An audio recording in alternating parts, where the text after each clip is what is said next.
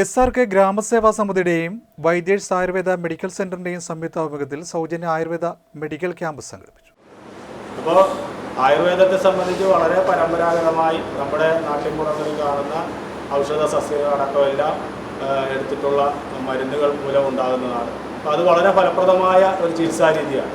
ഇപ്പോൾ നമ്മുടെ കേരളത്തെ സംബന്ധിച്ച് നമുക്കറിയാം, നമ്മൾ ഇന്ത്യയിലെ ഏറ്റവും മികച്ച സംസ്ഥാനമാണെന്ന് പറയുമ്പോൾ ആരോഗ്യരംഗത്ത് മികച്ച നേട്ടമാണ് നമുക്കുള്ളത്. പക്ഷേ എന്നാൽ നമ്മൾ നോക്കുമ്പോൾ നമ്മളെല്ലാം വളരെ ചെറുപ്പത്തിൽ തന്നെ ഇപ്പോൾ അസുഖബാധിതരായി മാറുന്നു എന്നുള്ളതാണ്. ഇപ്പോൾ ഷുഗർ, കൊളസ്ട്രോൾ എന്നൊക്കെ പറയുന്നത് ഒരു കാലഘട്ടത്തിൽ ഒരു പ്രായം കഴിഞ്ഞാൽ മാത്രം വരുന്ന അസുഖമായിരുന്നെങ്കിൽ ഇന്ന് അത് നമുക്ക് വളരെ ചെറുപ്പക്കാരിൽ പോലും എത്തുന്ന സ്ഥിതിയുണ്ട്. കൊളസ്ട്രോളൊക്കെ ഇപ്പോൾ പരിശോധിച്ചാൽ നമ്മുടെ ചെറുപ്പക്കാരിൽ ഒരു 10 പേരെ പരിശോധിച്ചാൽ ഒരു 3 പേരെങ്കിലും കിട്ടും എന്നുള്ളതാണ്. അതുപോലെ തന്നെ ഷുഗർ.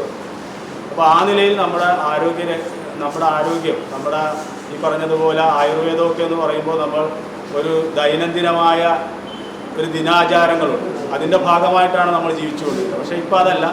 നമ്മുടെ എല്ലാം ഭക്ഷണക്രമങ്ങളാണെങ്കിലും നമ്മുടെ ജീവിതക്രമങ്ങളാണെങ്കിലും നമ്മുടെ വ്യായാമ ക്രമങ്ങളാണെങ്കിലും എല്ലാം വന്നിട്ടുള്ള സാമൂഹ്യ സേവന ജീവകാരുണ്യ പ്രവർത്തനങ്ങളിൽ മുൻപന്തിയിൽ നിൽക്കുന്ന SRK ഗ്രാമസേവാ സമിതിയുടെയും വൈദ്യേഴ്സ് ആയുർവേദ മെഡിക്കൽ സെന്ററിന്റെയും സംയുക്താഭിമുഖ്യത്തിലാണ് ആയുർവേദ മെഗാ സൗജന്യ മെഡിക്കൽ ക്യാമ്പ് നടന്നത്. അർത്തുങ്കൽ കേന്ദ്രമായി പ്രവർത്തിക്കുന്ന വൈദ്യേഴ്സ് ആയുർവേദ മെഡിക്കൽ സെന്ററിന്റെ വിദഗ്ധരായ 8 ഡോക്ടർമാരാണ് രോഗനിർണയം നടത്തിയത്. Marakulam Vadakku grama panchayat vice president CC Shibu camp ഉദ്ഘാടനം ചെയ്തു. SRK ഗ്രാമസേവാ സമിതി പ്രസിഡന്റ് S ശിവജി ചാരങ്കാട്ട് അധ്യക്ഷനായി. ടിൻസിമോൾ ജോസി സ്വാഗതവും SRK ഗ്രാമസേവാ സമിതി സെക്രട്ടറി VM ശശികുമാർ നന്ദിയും പറഞ്ഞു. 3-ാം വാർഡംഗം സുഗലാൽ, PG സജിമോൻ എന്നിവർ സംസാരിച്ചു.